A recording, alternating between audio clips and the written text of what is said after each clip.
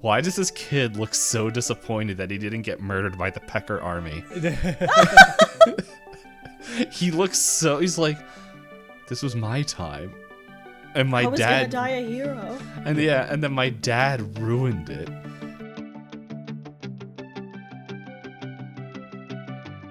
Hey everyone, welcome to another episode of Pointless Discourse. We have a guest with us this week. We have Blackjack. Hi everybody, it's me, the guest. Unbelievable, man. D-Payne again here on Pointless Discourse. What a wild time. I know, it's only been 180 something episodes. As a guest. Someday Hop will let me be a co-host. Today's not a bad day. But yeah, I forget how we did the introduction for Maddie. Did we make Maddie talk about herself before we got into everything? I think so, but Maddie also never been on the podcast, which also that episode hasn't come out. So guys, guess what? You're going to hear the spoiler for the guest. Let's see when this episode does come out for 1, 2, 3, 4, a month later. Yeah. But Blackjack has been on the episode. You were on the Valentine's Day episode, I think, of last year. Anime characters. And anime characters. Yeah, we talked about romances in Fire Emblem Three Houses. I remember that. Mm-hmm. I also remembered you guys talked about romancing a fish. Mass Effect 2. Oh, yes. Mm-hmm. I haven't started it yet, so... As soon as you meet him, you'll be like, that is Hop's type. I don't know. Apparently, there are romance options in that game. Didn't go for any of them. All I know is that I can fix him. I'm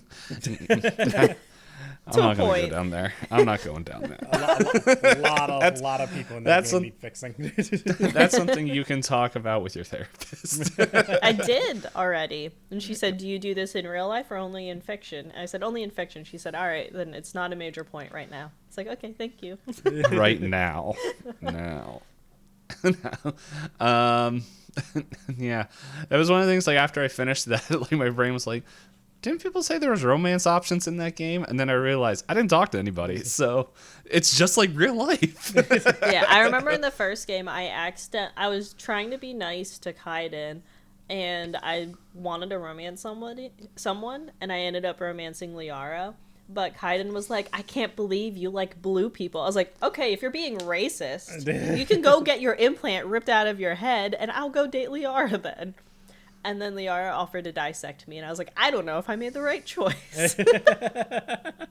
Yeah, what did I do when I was playing? It was like, pretty much I'm like, okay, I got some humans here. And then, not Gary. Garrus.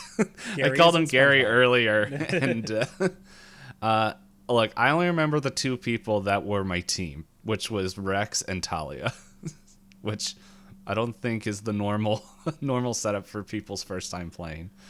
I'd run with them. That's based. Oh yeah. Yeah, I was an engineer in my first playthrough, so I didn't bring Talia. Mm-hmm. I think I was the same class as Rex. Because I'm like, no one was there to like help me explain what the different options were. I knew Soldier was Call of Duty, but I'm just like, I'm like sitting here looking at it. I'm like, what is this? And then I'm like, this looks like Magic Swordsman. I want to do magic and fight. So I chose that, and then I found out Rex was there. But it worked out because Rex and I together equaled the same amount of ability as Talia. So we had like the 3 bars, like expertise in all of them. And then I just maxed out all their levels so that way we could unlock anything. Mm-hmm. So... I can't remember in the new game, when you do like a new game afterwards, there is a class that is just pure cheese where you can essentially do, I forget what they're called, but like, I think it's like stasis, but then like your stasis can also do damage. So you can do damage to them while they're in stasis. And then like, I was just obliterating enemies by like, and now you can't do anything, and now we're just gonna have free range to attack you, and then I think it was like I also did like slam at the same time, and then it was just like, well, they're dead. Mm-hmm. Yeah, I pretty much got to the point where my other main complaint about Mass Effect 1 is I could not understand the equipment. Because it's like, this one's like, this is Uber Gear 8000, and it's weaker than my current armor that is like Phoenix Wright 3. And I'm like, what the heck is this piece of trash? Why is this even here? Why do you make stuff? And then it's like, and then they finally told me, it's like, like all those like requisition orders you keep buying is like, there's a guy in your garage that sells you stuff. I'm like, there's a guy in my garage that sells me stuff? I have a garage? Yeah, one is very clunky. Like, I remember I wanted to get all of the achievements in it, and then I forgot how many side quests you need to unlock the achievements for, like, you two are best friends. And I was like, I hate Kaiden so much. I cannot go on another quest with him. I will lose my mind. Alright, slightly spoilers for Mass Effect, but there's a mission when you gotta choose who's your favorite human. Which one do you guys kill? I think you know my answer. I think you Is know it the my one you just... I don't. That's why I'm asking. I'm guessing Kaiden by Yes. the way Hop's been talking. Are you the same way? I romanced Liara, so I killed Ashley. Okay. Ashley is I didn't- very Actually, cringy. no. Actually, I did kill Kaiden. That's right. The first time I did it, and then afterwards, I was like, "Man, Ashley, why are you like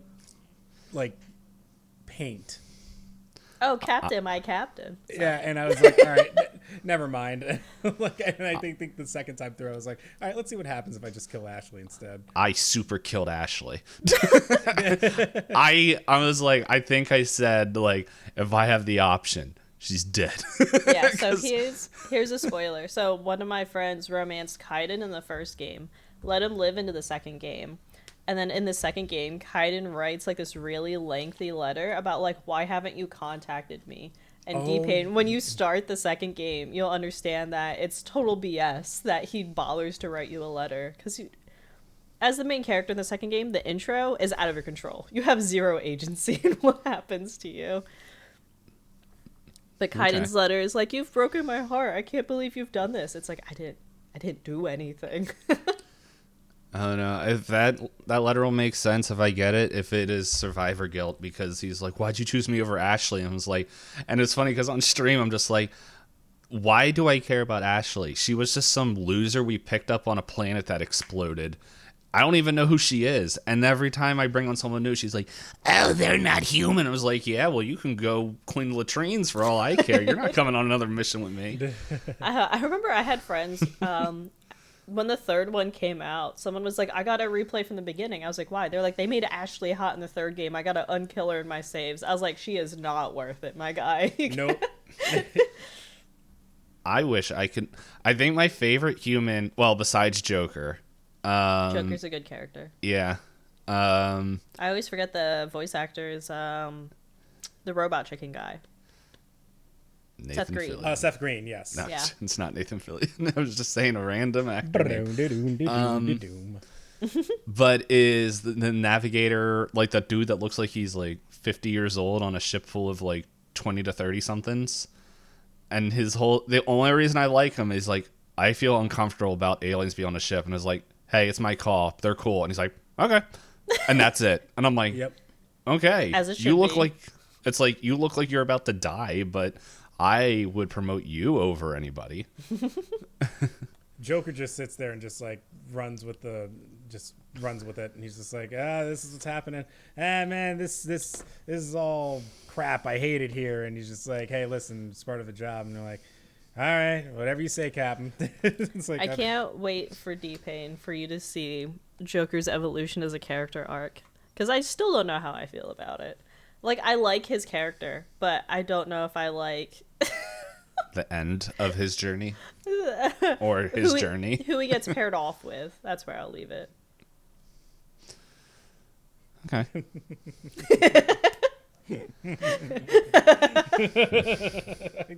I remembered that now. God, you just unlocked a memory I've completely forgotten about. Oh, yeah. It's a very self-insert thing for sci-fi, I think. I think that's what a lot of guys want out of their sci-fi futures. And I'm like, yeah. Good for Oh, him. no. He bangs the ship, doesn't he? No. Okay, the silence is I'm either too close or not at all. So let's just move on. This is the thing I don't like. I make jokes and then they're very close. Ow, I just hit my toe on my desk. Too close to the truth. But anyway, I'm trying to remember, Blackjack, were you also on the personality quiz episode? Maybe with the horse. No, and that was Kathy. No, I thought. I think you were originally. I think you were originally, but then schedule didn't work. Because I was trying to think. I knew Kathy was on that one. I was like, I thought we like wanted to get two guests. I feel like I remember talking about it, and then but I didn't do it. Yeah. To be fair, yeah, I remember. I remember that one because every one time I tell people about it, I think it's called like the cube, the horse, and something personality test. And then when I tell everyone that my horse is dead, they're like, "That's terrible," and then they hear what it means, and they're like, "Okay, that tracks." Spoilers, because that episode's like 2 years old. The horse is like your how you view your romantic life. Or yeah, something. it's like review your romance options or stuff, and it's like dead. And the people that gave me the test were just like, no one's ever given that answer before. It's not like a wrong answer, but it shouldn't be one. I'm like, there are no wrong answers, but that's not the right one. there are no wrong answers, but that one does require, I think, therapy. But anyway, but yes, Blackjack, definitely multiple times on the show, and yeah, glad to have you back. This is just real fun because like we in current timeline, I think like what 2-3 weeks ago we finished a 40 episode series of Gravity Falls. Oh wow! And now we're kind of on just like, let's recover our brains and let's bring friends. I don't know if recover's the word. I think we said we want to melt our brain cells given the movies we've watched so far. Yeah. There's only been one movie that we've watched in this series so far in the current timeline of things that I would recommend to other people. And that's Is it this one? No, it's the one that we're watching, or that's releasing much later than now. Yes. I can see an audience enjoying that movie. That one had a budget. Well, to be fair, so did the first one. Not for writers. And we can talk about this one because this one has been out for like a month now. Blackjack, if you want to watch a movie that is all pizzazz and no plot, check out Necrotronic. Necrotronic. Yeah. If you told me that movie was released during the SAG-AFTRA strike, I would believe you. Mm-hmm. 2008 Australian comedy. Oh, I'm in. That came out in 2008? I thought it was 18. Oh, 2018. Sorry. Yeah. I was like, wait a second. Those Is graphics. there a prequel? Wait, they were ahead of their time. It's like, no, I would forgive their lack of a plot if all their time went into making it look like that. How nice. They were nominated for Best Hair and Makeup in the 9th AACTA, Australian Academy of Cinema and Television Arts Awards. They have very good makeup. That's pretty much all we can say about it. So we have introduced a movie to Blackjack, a movie that was a lot slower paced than I expected. Oof, yeah. Oh, what, this one? Yeah, this one. It was. I do want to say we gave Blackjack a choice, and he chose this one. Listen, when I looked at the description, I was kind of like because can I say what the other choice was? Yeah. I think I don't remember what it is because we deleted the other, like, your name off it. Yeah, so we were picking between Rare Exports and The Elf. And that comes out in 3 weeks. Yeah, that's fine. So I looked at the description for that one, and I was like, that seems kind of cool. But, like, when I hear an archaeological dig unearths an evil Santa Claus, and it's up to the boy and the father to capture him, I'm like, yo, this is going to be tight. Like, come on. Like, there's no way that this can be boring and uninteresting. We only really need the last half hour. We really did. Like that was exactly my thoughts of the movie. It was just like I got through like the first 30 minutes of it, and I'm just like, nothing is happening. This is where we haven't and then like we got to. I want to say it was like it was just before like Tubi hit another ad, so it was like halfway through the movie. So at this point, I'm just like, oh my god, I feel bad because I'm gonna get on this podcast and be like, this is the most boring movie ever. Like it wasn't even bad cinematically. It looks like fantastic in terms of like the camera shots and everything that they get, but like there was nothing to really talk about. And then we got to the other half of the movie. Well, before we do that, oh, go ahead. Sorry, finish your thought. And it picked up, but no, that's it. So what we normally do is we will set a timer for 30 minutes, and that is like, I might set it for 40 since it's like 3 of us here. I think 30 is fine. But it's like spoiler, total spoil, talk about whatever we want. But we also, something we've been doing is having facts, and I found this huge fact list, and I found a few that kind of fit the theme of this movie. If you guys want some, what is this list called? Some bizarre Christmas traditions. Okay. So this one, and just to help the audience get to the tone about what we're going to talk about, is this one's called A Whipping Good Christmas. Le Pierre Fortard means the whipping father, which, and you can probably guess what he does. It's a French/Belgian character that accompanies Saint Nicholas, whipping children who weren't nice.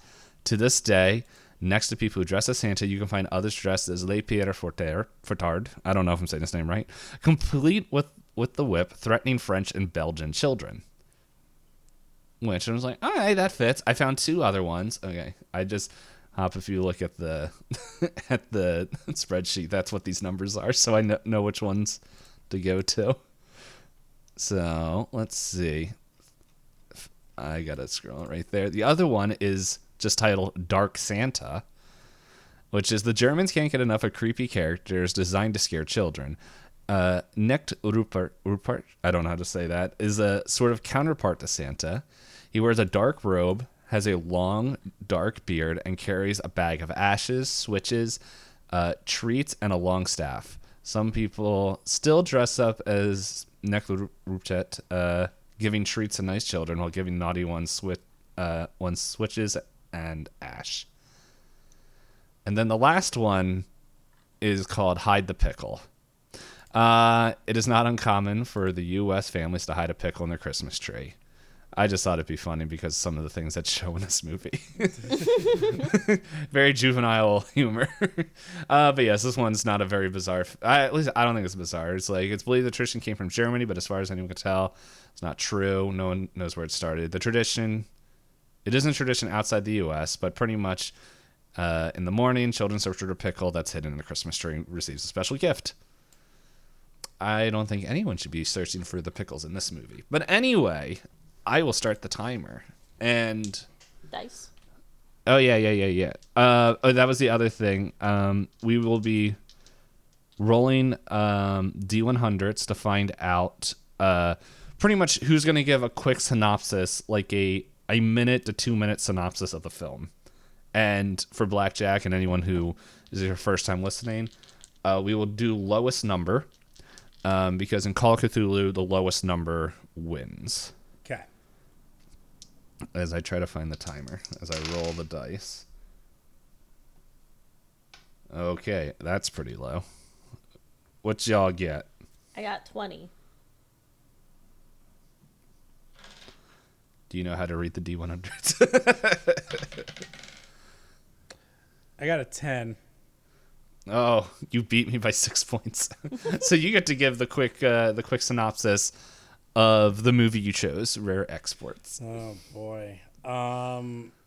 So there's an IMDb for this. So they're in Finland, I believe, correct? I don't know. I'll say it was released in Finland. So yeah. I'm going to guess yes. I'm going to assume that it's Finland, just because my favorite line when I finally woke up from the coma that is this movie was there's a moment where the guy walks in, he just says, they've been speaking, I'm assuming what is like Finnish the entire time, and he just finally says, "How are you enjoying the land of the Northern Lights?"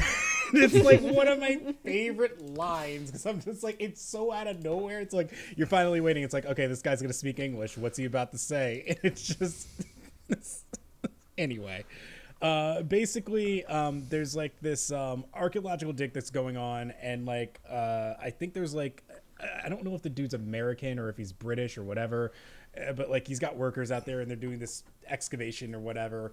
And then apparently there's like Santa Claus is there and they're trying to like dig it out of there, whatever. There's also these and apparently like it's worth like $85,000 or whatever if you find it, and then like VAT is like 22% or something like that. Anywho, irrelevant. They then like move over to like there's like this like Finnish family or whatever, and like they're like working in a company, and they find out like this kid's like counting down the days to Christmas. So it's like it starts up, it's like it's 24 days to Christmas, and then it skips all the way to 1. I don't know why it was important for it to go from 24 to 1 and like count down the days or whatever. But they then do that, and then the kid is like, he's there and is like not listening to his dad, and then don't bother us while we're working. We told you to stay inside and all that other stuff. It's just a whole bunch of boring stuff is happening for the first 40 minutes while they're setting up the whole synopsis. But then it gets interesting finally when we're halfway through it, and they find like what they thought was like a corpse that was like in a trap that they set up early on in the movie, and they bring this body in and they think that it is Santa Claus, but no, they look and it's some guy with an American passport, and his name is let me see if I can do the impersonation correctly here. It's Green, Brienne, Johan. I think it's like Johan. Oh yeah, Brienne. Jonathan. It's like one of the funniest. It's just so funny how they like find like it's just Brian Johnson or Brian Jonathan Green is his name or whatever. Yeah. And so they're like, oh, they think it's Santa Claus, so they're just like, oh, well, we'll give it back to that American digging site or whatever. And we're like, because they're looking for this because like who we worth $85,000. So they go back and then they talk to him and they're like, wait, that's not Santa Claus, that's one of his elves. And then all of a sudden these like CGI looking elves just show up out of nowhere, and they're just like, whoa, what, huh? And then that's happening, and then basically it's they've unearthed evil Santa Claus. Evil Santa Claus is apparently the elves are trying to defrost him to make evil Santa Claus come to life, and he's taking all the children that are there in Finland, and then they decide to stop the plot. And so that doesn't happen. And then they apparently make 190 something Santa Clauses as a result. It's insane. All right. I don't think I have anything else to add to the synopsis. I was clicking around and I found out this is apparently like a series. The who? So the one we watched is the like completion of it. But apparently there is Rare Exports Incorporated, which is, I think, a short to see if that came out in 2003. It's 8 minutes, which it has the three main dudes in here. Which I'm not going to lie, the long-haired dude looked like they pulled like a dude from Duck Dynasty and said, learn Finnish. But yeah, so pretty much it's the same thing. And then I was reading on Wikipedia. So where'd it go? That in 2003, they had finished commercials for the company and the short movie Rare Exports Incorporated, which is like I think like a YouTube channel. Which then they made like a short film, and then they made another one, Rare Exports: The Official Safety Instructions, which I think is like a continuation. And then in 2007 is when they took the idea and made the movie that we watched. Okay, hold on a minute. I'm on their Wikipedia page. We got to talk about something here. Okay. Critical reception. On Rotten Tomatoes, the film holds an approval rating of 90% based on 105 reviews, with a weighted average rating of about 7 out of 10, which I am shocked by. Roger Ebert awarded the film 3.5 out of 4 stars, calling it a rather brilliant lump of coal for your stocking, and considered it an R-rated Santa Claus origin story crossed with The Thing. It is also, apparently, Cate Blanchett's one of her favorite films. It's got an 89% on Rotten Tomatoes to this day. Holy cow. And 10,000 plus audience score of 70%. Like, that's the thing. It's not a bad movie. It was just like there's like a whole expectations were like, yeah, I guess if you go in knowing that nothing's gonna happen for 40 minutes, then yeah, like you said, it's beautifully shot. Oh yeah. The actors were believable. I'm like scrolling to see what other movies came out in 2007. Of course, it's only giving me American movies. I also would not have guessed that the father son in the movie are actually related. Well, yeah, they have the same last name. Let's see, 2007, at least I think this is for American stuff. We had, for popularity, No Country for Old Men, Superbad, Stardust. We scroll down a little bit farther. We have the Transformers movie, American Gangster, Ratatouille, one of these Harry Potter films, Hot Fuzz, Shooter. So it wasn't like, 2007 was a good, I remember. Some good movies. Sunshine, 30 Days of Night, Spider-Man 3. Oh, the Halloween Rob Zombie remake. I'm just like scrolling down now to see another Saw movie. Wow, this is weird. 2007 we had Saw 4 and Teenage Mutant Ninja Turtles, and now we're in 2023 Saw and we 10. have Saw, whatever, and another Teenage Mutant Ninja Turtles movie. Everything's cyclical. We had the Jim Carrey horror movie, the number 23. Oh, Gone Baby Gone. Okay, I gotta stop watching this. Let's start our timer. Gone Baby Gone is a fun movie. Okay, fun is not the correct term. It's a good movie. I like it. Any poops, if it's the movie I'm thinking of. Okay, so I'm gonna start our 30-minute jaunt, and we will rock and roll. In 3, 2, 1. Oh, spoilers for anybody who doesn't want this 2007 masterpiece ruined for them. Go. Did Boss Man for the dig site remind you of Scrooge? Yes, that's He also reminded me of like Penguin. That like too. Danny DeVito Penguin. it just all I could think about was like I remember he gets out of the helicopter at one point, and I'm just sitting there and I'm like, oh, they're doing Penguin. Oh no, they're not. Oh, he just happens to. Okay. Doesn't the one guy even go, "Hey, shorty"? Yep. Mm-hmm. This is pretty much for Hop, but I said drilling in the Arctic, summon the predators for another hunt. Oh, you did make that joke to me. Yeah, Blackjack. So we watched through all of AVP, like all of the aliens, all the predators, and all the AVPs in chronological order. Last year. And much like D-Payne made that joke earlier about like, oh, does Joker bang the ship? I made the joke, oh, do we unearth some secret entities when we dig into the ice? Oops. I would have loved to have actually seen more than just horns, though.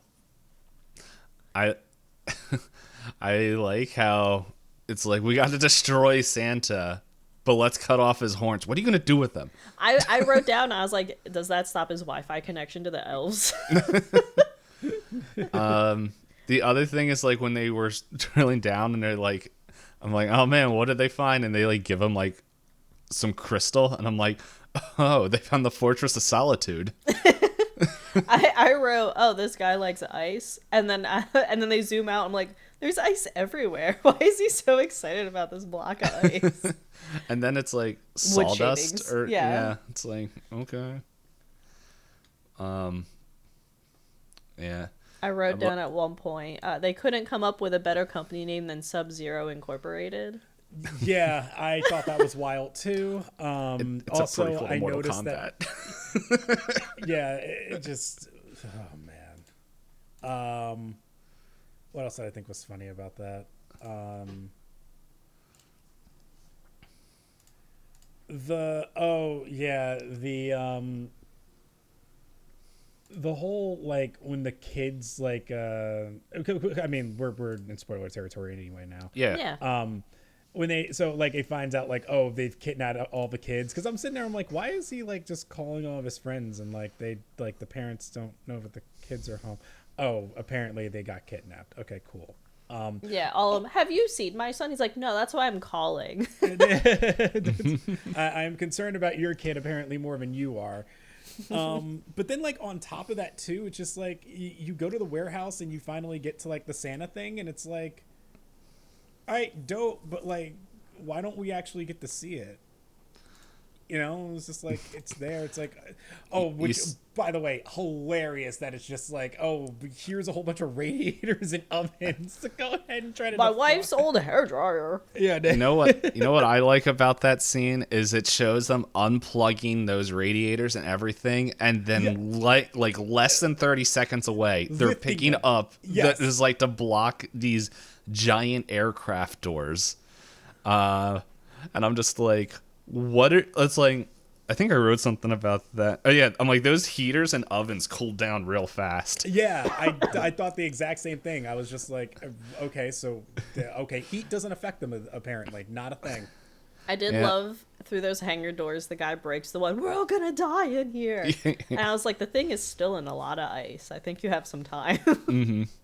I also wrote when that's when they find all the kids. The only note I wrote was sack BBs. I wrote, your friend is a bad kid. Yeah. The one that was, I wrote the Christmas lesson is don't be a little stinky liar. Don't have a mullet. We didn't open that fence. We were never here.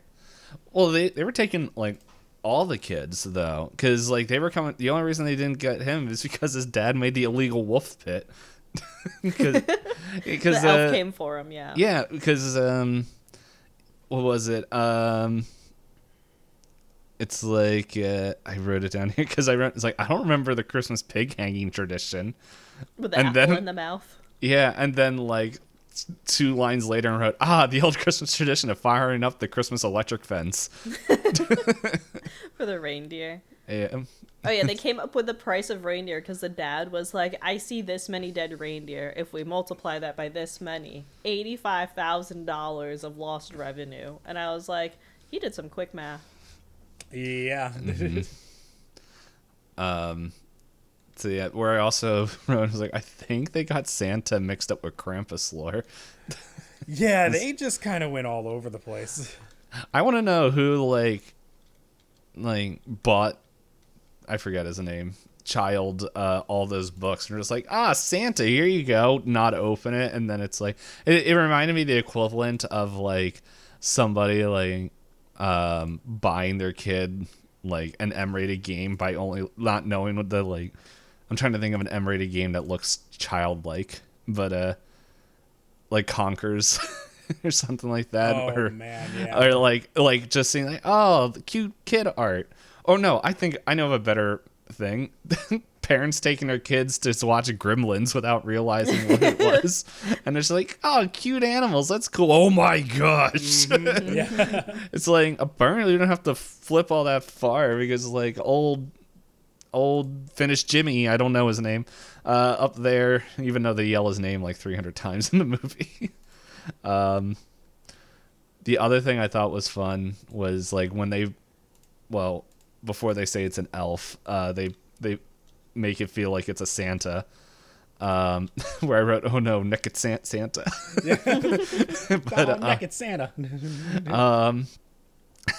I was like, they're like showing like he's dead, and then there's like a specific shot which I don't think they really wanted to do. I was like, you can see the corpse for audio listeners, big old parentheses around that, breathing.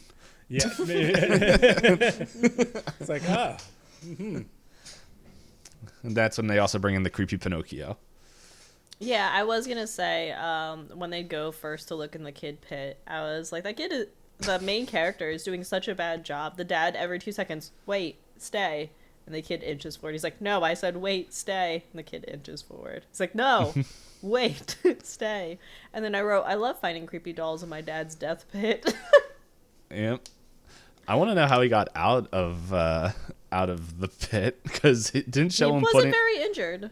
No, well, they didn't, like, that pit was deeper than he was tall, and it didn't show that he put the ladder in. according to the camera shot, he just jumped in there. And so... Oh, one thing I don't want to forget. So there's that scene towards the beginning where you find out that, like, the mom's dead, and then you that whole awkward, like, dad's clearly sad that mom's dead, but the kid is, like, rebelling because his dad doesn't spend time with him. So, like, the dad makes him all the gingerbread, and the kid makes a comment. He's like, "What would you do if I disappeared?" And the dad makes the comment, "You should." Too bad. And I wrote, this is one way to give your kid drama. And then later on, when they're trying to explain to the kid, like, oh, this is just like an old guy, like, it's totally like, don't worry about him. And then the old guy starts like sniffing out the little boy, and I was like, no, that's how you give a kid trauma. Yep. It's just some old guy. Ignore his tastes. Ignore the fact that he keeps eyeing you up and down. Yeah. I thought the scene was hilarious when it's just like the elf it starts like getting like active, and then it just I think that's when they have the child in there, and and like there's like they wrestle and like get the guy, and then it just cuts to them just sitting there eating gingerbread, and then the camera pans or like cuts to the elf just hanging from the ceiling, just like Yeah. just staring at the kid. I'm like, how did you find so many creepy old dudes? I know. I love the bit where the dad's like, do you know this old man? And the kid's like, no. He's like, what do you mean? He's acting like he knows you. I'm like, are you gonna blame the victim? Are you gonna blame your son for being predatored at? Yes, because that is the family way. Yes. That's how we do things.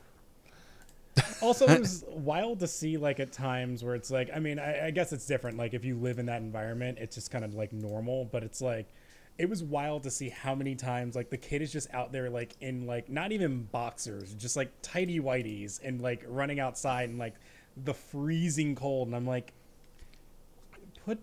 please, clothes. Needed. I did write that boy needs some pants. Yeah. Yeah, I think we all wrote something like that, because I'm like, heck with it being out here alone. Like, his dad keeps making him mad. He's like, being out with pants is probably way worse. Oh, yeah. I will also mention, like, something else that's in the beginning of the movie. Dude, this kid puts Kevin from Home Alone to shame. He put a stinking bear trap in the fireplace and, like, almost is like, Merry Christmas, Dad, you almost dead. And then is like, he's like, why would you do that? And he's like, and it's like, no, you do know. And he's like, you're grounded, you don't go ice skating. He's like, okay, I'm gonna go pee then and bring my gun with me. I was like, all right, kid. Yeah. So yeah, it's fun. And then it's also around that point, I know we're like hip hop and like bip bop and bouncing all around the thing, but it's like, I also wrote when they show that all the sacks were taken and all the potatoes are just like thrown all over the farm floor. Yeah, I was like, someone saw the Starfield potato video and wanted to repeat it.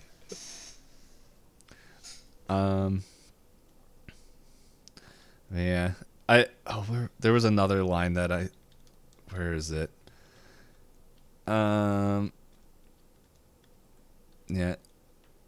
Okay, there's two things where when I think this is when, okay, now I'll do this in order. So like when Child creeps through the window just to see his dad like getting ready to like chop up the body, and all I said was like, yes, son, come back, because he's like yelling at his son to come back here. Yeah. And that's when he like goes, and like that's when they find out about the potatoes, and he goes to the cops, and it's just like all I could think was like, his dad's like, yes, son, come back, how I can explain how I was about to chop up a body. But then the other thing was this is after the elf wakes up and is all like creepy, hunched over, like in the slaughterhouse, and he's just, all I wrote was like, that's when they like poke him with the broom to get to see. It's just, and I'm like, I'm glad that poking creepy things with sticks is something that crosses all cultures.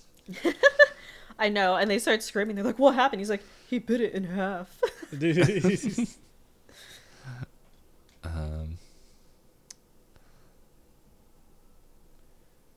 trying to think of like what else, like off the top of my head.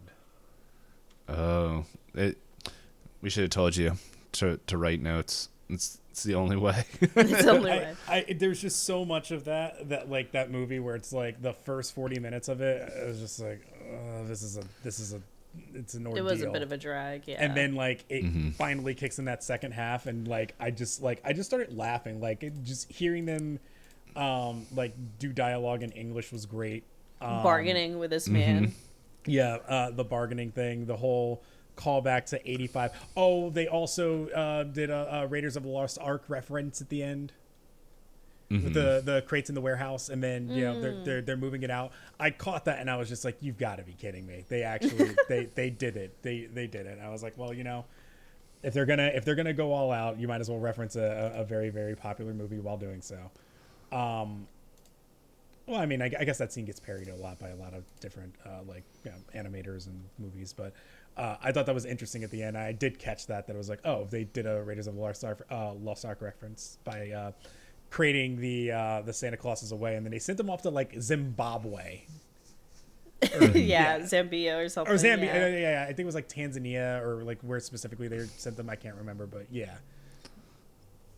All I wrote for that is like there's two things or three things is like when they're like doing all the training, like it's just like, oh, Santa boot camp, and then it's like, and then I also wrote, so this is where all the mall Santas come out. And then when the crates came in, I was like, oh no, I think right before the crates come in, I wrote, are they just Santa trafficking now? And then the crates, and I was like, the answer is yes. I wrote in capital letters, I wasn't expecting rehab for elves and slavery all in the last like 2 minutes of the movie. But yeah, before all that, when they start to capture all the elves, that scene was wild to me. So one, they just blindly trust a kid that the whole movie they've been like, you're an annoying little brat, get out of the way.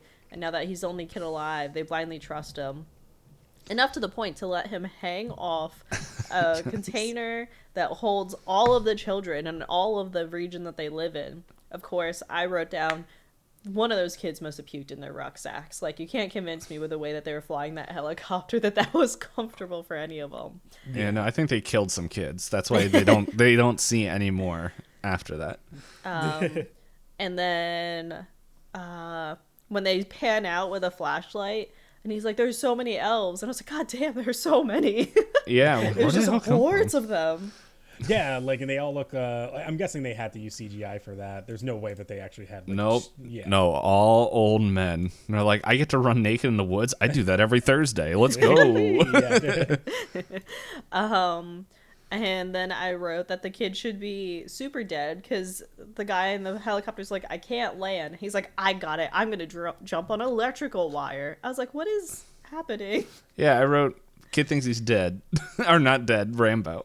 Oh, yeah, he thinks he's Rambo. Yeah, he should have been dead. Well, and then that's why he had to jump down, because it wasn't on. Well, it wasn't open. The gate wasn't open, I think. Yeah. No, I thought they said that the thing... the gate wasn't open, but didn't he have to like turn on the switch too? Probably. I don't remember him turning on the switch. I just remember the whole thing where they run at him and he goes, I will stand here and watch as 500 old naked men run at me with like pointy weapons. And then you get big explosion that they were much too close to not feel any repercussion from when they blew up Santa Claus. Hang tight one sec. Actually, I got to get to my door. Their apartment's doing stuff today. I'll be right back. Yeah. Let's see. I do have a line that I wrote for that, but I'll save her when Blackjack gets back because I think it'd be a fun reaction. So, so going back to before they find evil Santa, like I never expected there to be door shadowing, where it's the giant doors on the the advent calendar, where he's taping and stapling shut. It shut. It is also giant doors with the number 24 on it to go in, and that's the kid's like, oh well, this is where we gotta go. I didn't catch that. the other thing was like, well, it can't be an Arctic movie without flares. Lots of flares. Yeah, well, he only has the one, and it only gets used one time. I was thinking flares, I was also considering the explosion. Yeah, no, I was just thinking of the one where it's like, oh man, there's this giant hole, throw the flare down. It's like, we're not going down there. And I was like, you know what? Fair. Like, because I feel like when they get to the top of the mountain. it's the very beginning of the movie. Yeah, or not the very beginning, but like the first third. Yeah, when they're like, we're gonna go claim our money and take it all back, and they go up there and they're like, why did everyone leave? Yeah. I assumed everyone was dead until they did the scene a little bit later where they were like, the guy was on the radio, you don't know what you've unlocked, it's evil, we can't put it in a container, and he just keeps saying, is Santa ready to fly? Give me my Santa Claus. Yeah, give it to me. Give me my Santa. And then all of a sudden everybody disappears. But I assume that was Santa doing all the killing. I guess it's just all the elves are really hungry. Maybe.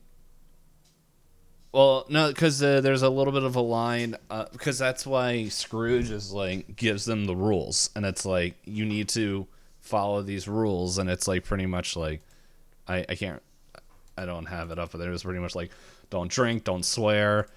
Yeah, the guy said the rules were stupid. Yeah. And then it comes up later when the power gets cut, and it shows like the reveal that it's like there's more than one elf. And they're all naked. That's what I think I wrote during the whole time. Rehab. Yeah. Well, I wrote, what was this? Like, new fear unlocked, being chased by naked old men. But no, it's like when Scrooge lands in the helicopter, and they're like, hey, here's your Santa. And he's like, this isn't Santa, that's an elf. And this is a little helper. Yeah. Before everyone dies again. But that's when he's like, we have to behave ourselves, otherwise it activates, like, which it seems like a very strange, like, and short list of rules you have to follow. To be a good kid. Oh, yeah, I did love the bit where the son's like, Father, I need my lashings. He's like, I don't have time to give you lashings. What did you do? He's like, Father, I will undo my belt. I deserve lashings because I am a bad boy. I was like, what is happening? The funny thing is that wasn't acting. That was actually like, I ate too much food out of the green room. Father, give me my lashings. I am the one that stole the potatoes, Father. But yeah, it's creepy old men was the elf the whole time. So like they were definitely like the Keebler elves. Oh yeah, I wrote down as well. I said nice when they had the elf and the two guys like left to do the bargaining, and the one guy with the long hair that Blackjack said looked like the Duck Dynasty guy, where he's like offering him cookies. He's like, oh, no cookie for you, no cookie for you. I was like, wow, I love torturing old men with gingerbread. And then he screams and he's standing there. The thing isn't a human being. It bit my ear off. Yeah, I also like how they tell him he's the one that has to go fly. He's like, you ever flew a helicopter? No. Well, sort of. And it's like, and they just like, here's our never-ending batch of Christmas cookies, and that's all he does is just like, here you go, here you go. It's like this doesn't seem like to be an overarching threat if all you have to do is throw cookies at these old men. And they get distracted enough they can walk around them. It's very much a PS1 stealth mechanic where it's like the monster, or it's I think it's in Half-Life where it's like throw the meat to distract the dogs. Yeah, Amnesia has it too, where you throw a hunk of meat so you can like cross the water because the monster's on the other side of the room. True. We were talking about how they were throwing cookies at the old men to get them distracted. Oh my god, the gingerbread! I forgot about. Yes. Oh god, that was so funny. Did you talk about when they first have who they think is Santa Claus there, and he's just like, ooh, gingerbread. That's what we were just talking about. God, he picked it up so much for that movie. Like when he started being funny, it was like the movie got great all of a sudden.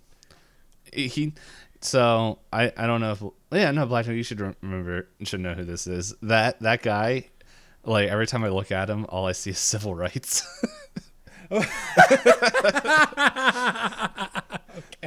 Yeah. Would Civil do the same thing to I old think man? so. I wouldn't put it past him. He's someone we need to get on the podcast. Yeah. But yeah, I wouldn't put it past him. I just don't know if his knee would let him get away because he has a bunch of knee problems. But yeah, we were talking about that.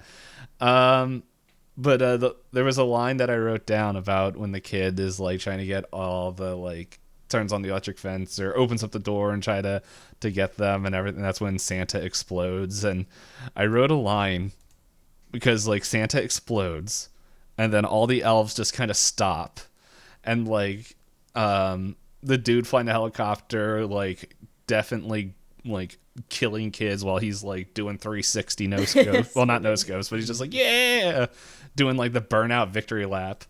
It gets a shot of the kid. And I wrote, why does this kid look so disappointed that he didn't get murdered by the Pecker army? He looks so, he's like, this was my time. And my I was dad gonna die a hero. And yeah, and then my dad ruined it. He told me I had to disappear, and he even took that away from me. This would let him be great. I just wanted to just sneak in Pecker Army somewhere in there. that's yeah, that's all I thought of when they were all chasing him. Dude, those guys are fast. They were fast old men. When it came to like the Pecker army, I really was not prepared for the full nudity when they were giving them all a community bath. Mm-hmm. I was like, oh, old man butts. Yeah, we saw those running through the woods. And then they turned around. And I was like, hello. Yeah. Thanks for the warning. They're no longer shrouded by shadow. They are brought out in the full light, which it's like, oh, another list of things I wasn't really expecting to see, but hey. Here we are. Well, yeah. What do you think their qualifications for the Santa program was? Just don't strangle the doll? I think, well, that's what it was, because that's what it felt like, where it's just like, don't murder the child, like, don't punish it, like, treat the child nice, and then, because there was the one that was, like, started to, like, oh, no, one started to open up the present, and that's when they, like, pistol whipped him, or, like, hit him with the butt of the rifle, and he's like, no, and he's just like, oh. There's nothing in there for you. Yeah, and then, like, I want to know, like, I don't want to see the scene, but it's just like, how long did it take them to get them to wear pants? Because it's like they're pretty much full Santa fit. Yeah, they're given the Hollywood prison shower, where it's just like, get on the wall and we power wash you, and then it's like it goes from like 365 days to Christmas to 24 days, and it's just like they just jump time. It's insane. I'm like, if you think about it, where those things are going, and with the ability to ship things at the year 2007, that Santa ain't getting there until after Christmas. Like, they airdropped him directly to where he needed to go. Yeah. He totally survived the fall and everything. You probably could, but it's like it undoes all the like. I want to see the sequel where it's like their programming was undone, and now they have to go and like recollect Psycho Santas. The other thing that I was just thinking of is like, dude, Charlie from Always Sunny was right. Just biting the mall Santa, you never know. You just never know. Never know. Just like, except Charlie's motivation was a bit different. It was a bit different. It's a bit different. He thought all the Santas were sluts. What do you think the S in Santa stands for? I'm not going to come up with letters for all the I other would ones. be very scared if this equivalent of a Santa was sleeping with my mother, though. Yeah, I would be worried as well. It's a joke, but I'm not going to go there. I'm just going to stop myself. on that note, of Santa sleeping with your mom. Because like They're just kissing under the mistletoe, guys. well, like wasn't it like a little creepy like when they have them like all together and they're like training them to become Santa or whatever, and they're just sitting there with like the doll thing, like the way that like they like celebrated everything is like, haha, we saved all the kids, and I'm gonna tell the what is it, Pierre, I think is the kid's name or something like that. The main kid. Yeah, they're just like, hey, like you're gonna tell your father what what happened, and we're gonna celebrate and have a good time. And they're like, oh man, we just we have like what is it, like $1.9 million worth of like money and all these Santa Claus things. Wasn't it kind of creepy when they were there in the like the workshop and they're like yeah, petting the dolls. It was just like, it was disturbing to me. I was like, this feels like it should be like we're training Santa Clauses, this is nice moment, and it does not come off that way. Hey. And then that poor boy had to sit there, and his dad's like, look, this is how you touch kids. You touch their face all nice like this. And the kid's just like, yes, I love this. This is good. Yeah. This explains 2007. Yep. We didn't have a lot of the studies out for child therapy. Oh, man.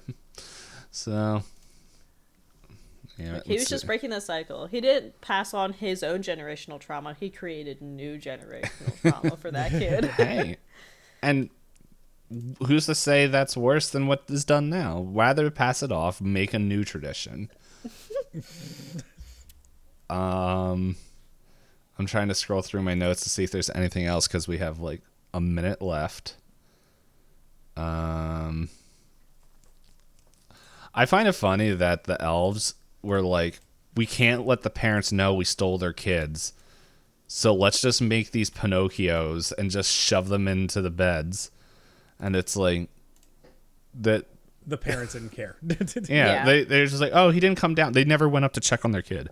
No. Yeah, they're like, you know how boys are. They sleep all day and they never move and they don't get hungry. Mm-hmm. And it's like, thank goodness your dad was doing illegal hunting and or illegal wolf trap. Oh yeah, because they didn't want to call the cops. Yeah, which that was the other thing, because it's like it does foreshadow a little bit that. Okay, our time's up. That the elves were walking around creeping on the kids because in the very beginning of the movie, this is when I forgot his name. I keep calling him Finish Jimmy. But when the kid's are running around or when he's running around without pants and he's trying to tell his dad something, his dad's like, don't come in. And when he's asking about like the lights getting turned off and he's like, were you on the roof? And he's like, why are you asking me stupid questions? And it's like, it's saying like, no, the elf was on the roof while he was sleeping. He also, there's footprints too. I yeah, believe. That's what he was saying. Yeah, there's like, those were the footprints. It doesn't show it, but it's like, why'd you turn off the lights? Why were you walking on the roof? And his dad's like, I don't have time for your stupidity. Yeah, I think, what was it? The phrasing was like, why aren't you answering my questions, Dad? He's like, because I don't have time for stupid questions. I'll go get dressed. Yeah. He's like, well, Pieteri is his name. Pieteri. Yeah, that's what he kept saying all the time. I like Finish Jimmy. Finish Jimmy. Yeah, so you said our timer is up, D-Payne? Yeah, the timer's up, so... I just have a couple questions then, first to wrap this up. So would you consider this more a Christmas or Halloween movie? Hanukkah. Thanksgiving. It is a holiday experience. Out of the film we just watched, this definitely feels much more Christmas. I don't think they would be able to do the premise of this movie out like on any like with any other holiday or like with any other time of year. Any other time of year. Like, yeah, it's so even though it doesn't feel like a Christmas movie, I think it would, because this movie wouldn't make sense to just go kidnap elves anyway. Now, like if there was, I don't know what the YouTube thing was, but I feel like it was probably something close to this. But if it was like big game hunting or capturing of like I'm trying to remember. There's literally a tabletop RPG game that came out that is set in this area and is all based off of the like lore, and I'm forgetting what they're called. I think it begins with a V. I think it's like Valden or something like that. Let's see. Let's see if I can find it. But it's like, it's very much like Norwegian, Finnish, like all these like far north European lore, and it's mad creepy. And it's like if there was like a YouTube series or like a mini series of that's what they were doing, like I could see like, okay, this would make sense. But it's like this on its own, as weird as it feels, it does feel like it would fit more in the Christmas season. Yeah, I agree with that. What about you, Blackjack? I think if you strip away the Christmas aesthetic of it, I feel like this could just be a movie about, hey, we found some old guy who's like decrepit and apparently has mystical power. Like, it doesn't even necessarily feel like a holiday film. Like, there's something like cheerful about it. And I guess in that regard, I could definitely see it being like a Halloween movie. Like, if you just take away the theme of Santa Claus and the elves and stuff like that, you could make the elves like, oh, they're zombies and they're trying to free their zombie overlord demon monster thing, and it's like, well, now it's a Halloween movie. Like, it literally feels like just a swap of like design makes it whatever you want it to be. Whereas like like an actual Christmas film, it's just like something as simple as just like changing like maybe like one or two things, you're still like, well, this is still a Christmas film. So I think I kind of fall in the department of like, it feels like a film that could be a standalone story of its own, and in terms of a holiday, they just kind of fell upon, oh, let's give this a Christmas theme, and that's how we got here. So I'd say technically Christmas, but I mean, if you told me it was a Halloween film, I'd be like, okay. Yeah, I can see that. I do kind of see what people mean by like they see parts of The Thing in this, because it is like an isolated, cold adventure with creepy things happening, and it is a slow burn. Except The Thing is not as slow in the first half hour. There are little things happening that like keep you interested. So I guess I do lean towards more of it being like, because of the premise that they wrote, it has to take place during Christmas, but that if they changed it to like zombies or Alien vs Predator or like other IPs, it could just be a general Halloween movie. Okay. I did find the name of that game. It's Vaesen, and that's like, I believe Vaesen is the name of the Nordic like creepy Johns. Makes sense. So it's real fun. Sorry, go ahead. Oh, good. No, I was gonna say the next question. Were you rooting for anyone to make it to the end? I know nobody dies explicitly, but like they kept hinting that like there were stakes. Yeah. Go ahead. Go ahead. No, I was like, yeah, no, that was my feeling too. It was just like, oh man, someone's gonna die. I think that's also what took me out of it too. Was like I was waiting. I'm like, who's gonna die? Like someone's gonna be missing. I actually was rooting for people to start going. Like I thought the comedic character, the Duck Dynasty Finnish guy who like had the gingerbread, I was like, he's absolutely dying first. He's gone first, and I'm gonna be sad when it happens because he's brought me so much joy in this film. And no, and then he was alive the whole time, so everything was good. I thought he was gonna die way earlier when he was left alone with the elf. Yeah, like that just, it reeked of like, okay, well, you're dying soon, and then no, he stayed alive the entire time. Yeah, I thought he was gonna die when he was alone, and then I thought the two guys died with the elf when the broom broke, and I was just like, why do they keep doing scream jump shots for people just to be like, I'm just sweaty, nothing bad happened, I'm just sweaty right now. Maybe they had the same contract as The Rock does, where they can't lose. It's like, excuse me, I signed on to this film. There is no such thing as The Rock dies. I think, to be fair, they didn't sign on. We wrote this film. We're not dying. We're going to be in every short and everything from here on out. Yeah, I don't think I was rooting for anybody. I think everybody, if anybody had died, I was actually hoping for the rich guy to die. He did. So. Did he? Mm-hmm. Oh. Yeah, like anybody that wasn't finished died.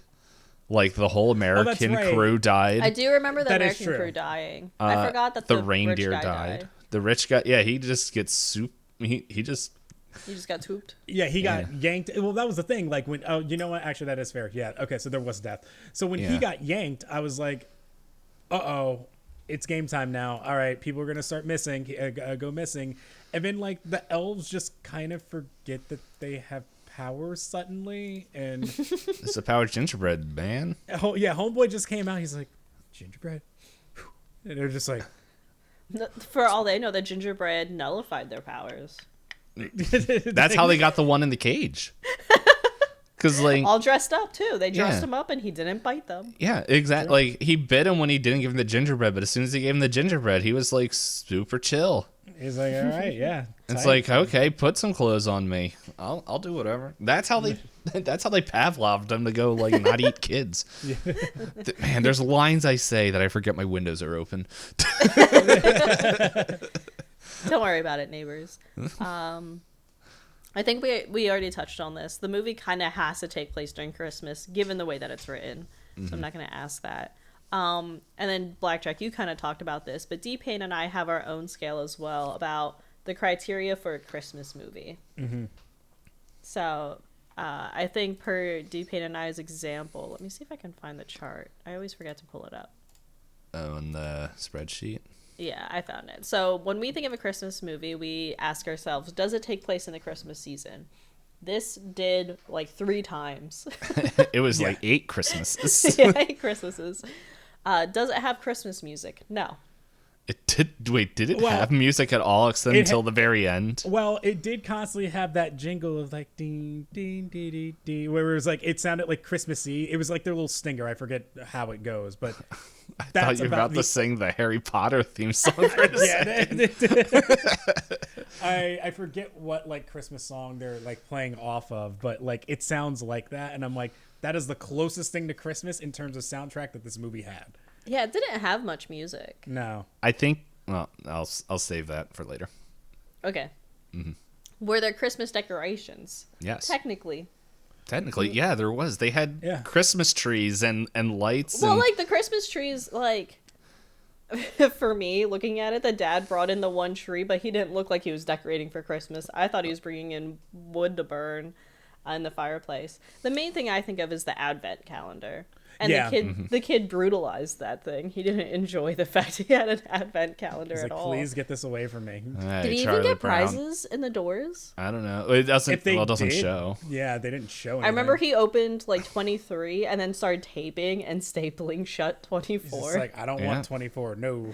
Oh, that's where do you think he got the bear trap? It was definitely out of like door 21. But yeah, I guess that's right. They did have the trees and stuff, and then they had lights that they kept unplugging. Mm-hmm. I will say, Charlie Brown Hop thinks that your tree is not a real Christmas tree. So you just take that into account, you weird child with a giant head. The other question we have, is there a Christmas moral? Yeah. Feed old people gingerbread. Yes. Or the other moral, don't be a kid with a mullet that causes problems. Yeah. There was so many times I'm like, this kid needs to just eat it. It's just like, just grabbing the kid's face. It's like, you don't talk. Finish, Jimmy. Oh, there's the cold open. And then the final question we ask ourselves, does Santa appear? Technically. I mean, we don't see him.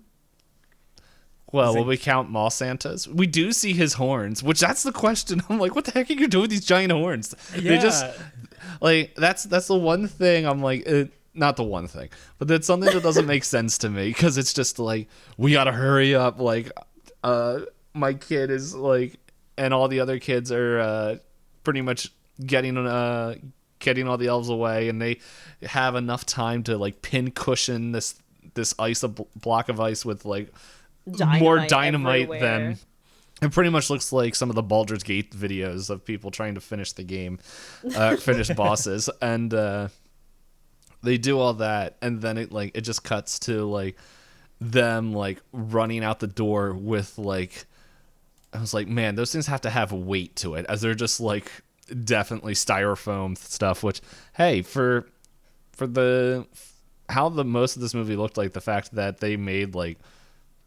props that big for like just 30 seconds, if that, I'm like, hey. But yeah, and I also don't think Dad was far enough away to set off that explosion. No, yeah. That truck should have like flipped over from the force of all that dynamite. Well, the size of the explosion. Yeah. I forgot the question. What was what question? So by that criteria, D-Payne, from what we've talked about from previous years of watching Christmas movies, would you consider this a Christmas movie? I would consider this more of a Christmas movie than Die Hard. Man.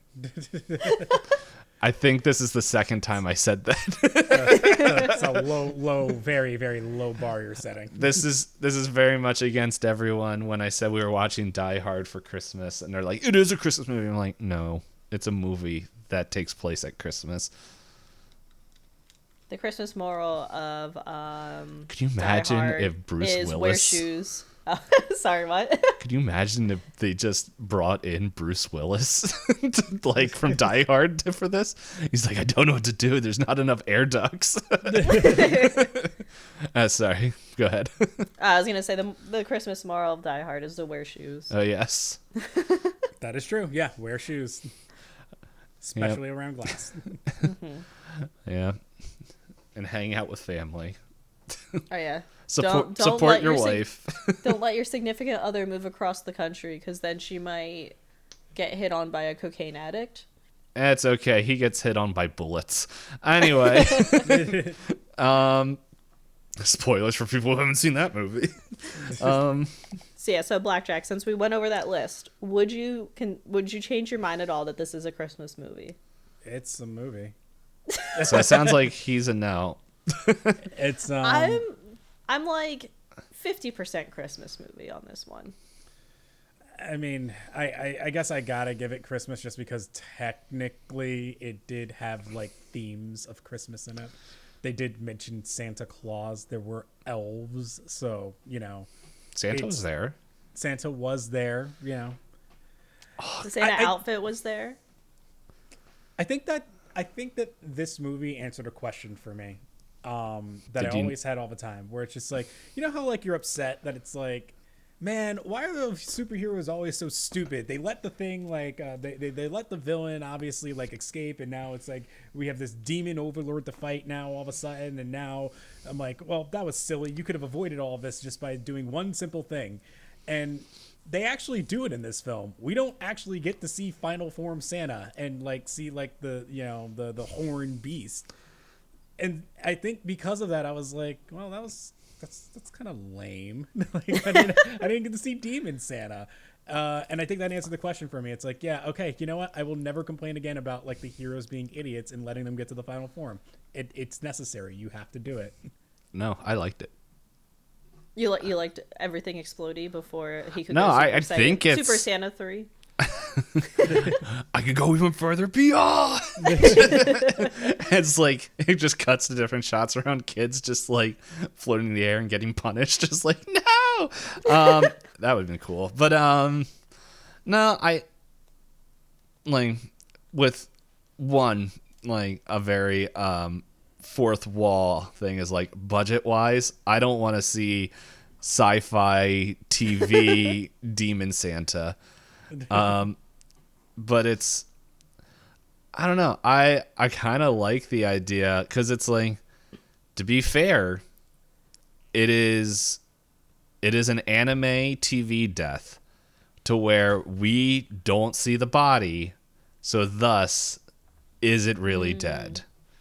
And there are parts of Demon Santa. So if this thing did well and got enough money to make a second one, it could say like it regrew and with or the explosion just broke the ice and didn't kill Santa.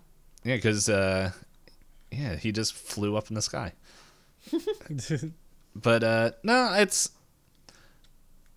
the thing. It's I think if Demon Santa was released, it would have been a cabin in the woods situation where it's like everyone's dead. Yeah.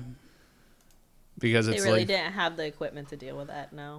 Yeah, like, well, they, and also it's like, how much, if that was the case, I think they should have blew up Santa way earlier, so that way it's like the mystery of the movie was more like, where are the kids, like, what's going on, like, what the heck is here, and it's like, hey, Santa lore's going on. But until they actually got there, it's like, to be fair though, it's like, how cold is it up there? They probably didn't need to blow up Santa, because it's like, as soon as they unplugged those heaters, which I don't understand how they were plugged in to begin with. They had the longest extension strip. Yeah. But it's like, even though these guys are running around in like not like the heaviest of clothing, it is the like dead of winter where it's going to be below 0. That block of ice is not thawing out once those heaters are unplugged.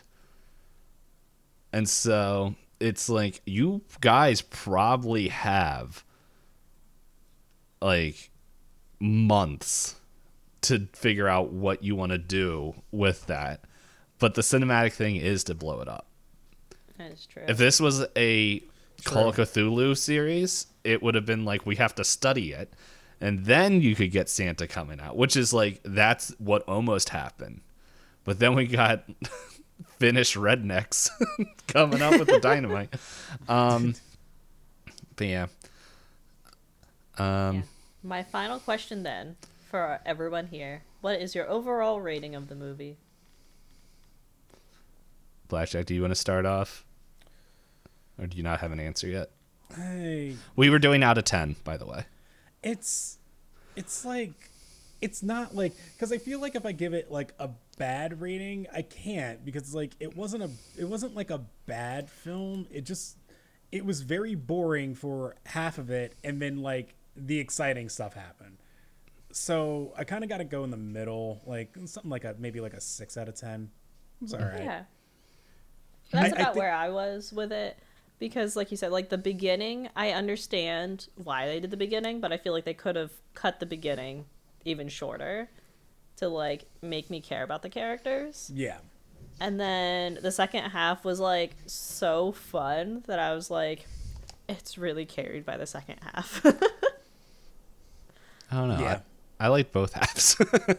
Did you? Yeah, because the way I was looking is like, I don't think we would have the payoff of the second half if we didn't have this whole like, it's a very like it is like, even though like it's an older movie, the budget and like everything is like not to the same production level as something's going on there, but it's like the setup is, I think the setup's pretty strong, because it's like you have paranoid Finnish Jimmy, that is like, something's going on, no one's listening to him, and then it's like everything is starting to show up, and it's like this movie takes place pretty much in the course of a day. Like when things start, like after they show it, like it shows you definitely the set pieces that you're gonna be at, and it's like to where it's like, okay, here's the dig site, here's the taser fence, here's pretty much, and then the only other set piece is that Blackjack, you had to walk away, where it's like it's foreshadowed with like him locking the giant doors on the advent calendar, to where that's where Evil Santa is behind.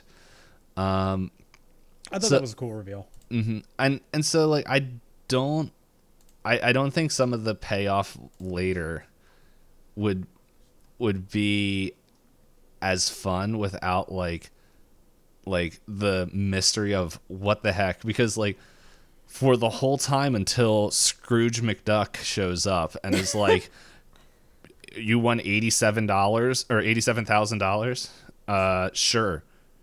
Here, like, whatever, give me this, but this isn't Santa. It's like this whole time it's like, this is the only Santa and this is the only one, and it's like they had this much trouble with just like, it wasn't Just like an elf.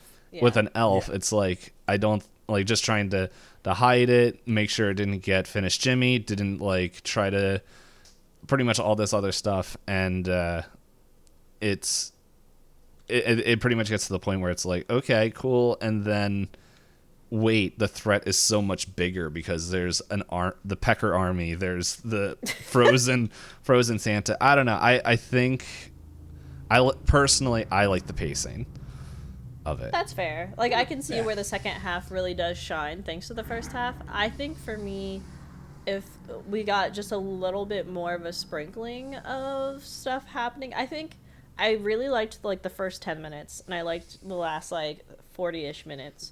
I think if there was something in between, a little bit more oomph in that section in the middle, I think it would have helped me out with the pacing. But it was weird because it almost took that comedic turn, like we've mentioned, where like you have the Duck Dynasty guy being silly, and then they show off like all the potatoes, and it was hard for me to like accept those as like the next big arc of like, oh, the next reveal's about to happen. I'm just sitting there going, that's a lot of CGI potatoes. Yeah. I feel like that was just kind of like the adults were worried about that, while it's like the real next stage was The sacks being taken. the Pinocchio children. Oh, yeah, that's true. He finds it in his buddy's bed. Yeah, which it's like all the adults are like, shut up. It's like, you don't know what you're talking about. Yeah, that's true. I would say like the first half could have been a little bit more exciting, like, or probably been a little bit more. It's like if they had like maybe 20 more minutes where it's like the beginning of the movie is, or even just 10 more minutes where it's like, I keep calling him Finished Jimmy, but I'm not going to stop now with like the couple more minutes in the episode, is just if he saw the Santa running around. Like, he saw the after effects, but it's like, I think it, but then again, I think it would shift the vibe from like thriller weirdness to a lot more of that horror side. It was like, something's out there and your dad's not believing you. And then it's like, you get the proof. And so, where everything's, because it sounds like that elf was roaming around there for a while. Yeah, because there's instances all over the town of like different problems that they were having. Mm-hmm. So, but yeah, I think I would give it a 6 though too. I don't think it's deserving of a 7, but I do think it's above average. Like, it's slightly above average. Yeah, very fair. So overall rating then, I think, was I keeping track of that in the spreadsheet? Yeah, that's the third bar. Okay. Out of 10. We all said 6. It's a big improvement compared to what we watched recently. Our good old previous episode of Necrotronic, D-Payne and I gave that a 3.5. Oof. So that's fun. But don't let us bias you on your Australian comedy. Oh, don't worry. With best makeup and hair. Yes. Going in thinking it's a comedy is probably a better way than we did going into the movie. We didn't do any research. We're just like, this was on a list of Christmas horror movies, and we're like, cool. Oh. Yeah. I'm totally down for it because it just sounds like it's going to be comedic and hilarious. But I don't have anything else to add. I think we forgot to let Blackjack plug himself. Well, you can plug yourself right now. Hi, I'm Blackjack. I sometimes do YouTube and sometimes do Twitch. You can find me at twitch.tv/TheBlackjackXXI and then on YouTube at BlackjackXXI Plays. Also, I have a Twitter. It's 21 Blackjack, where I post every now and again. So that's where you'll find me. Mm-hmm. Yeah, thank you for joining. Hopefully it won't be like a full year again before we get have you on. Oh, were you about to say something? Or? Nope. Oh, okay. So thank you everyone that listened this far. I hope you guys enjoyed it. It was a little bit of a longer ep, but that's a-okay. And so I have to, because we are recording these all out of all out of order. The next episode that we have will be Puka, a Hulu movie, which we have to watch soon before they hike up their prices. By the time the episode comes out, the price hike will already be done. But I will not have Hulu. But anyway, thank you everybody for watching, listening. Do the review thing, leave the comments, tell us what you thought about Rare Exports. And yeah, until next time, we'll talk with you later. Bye. Adios.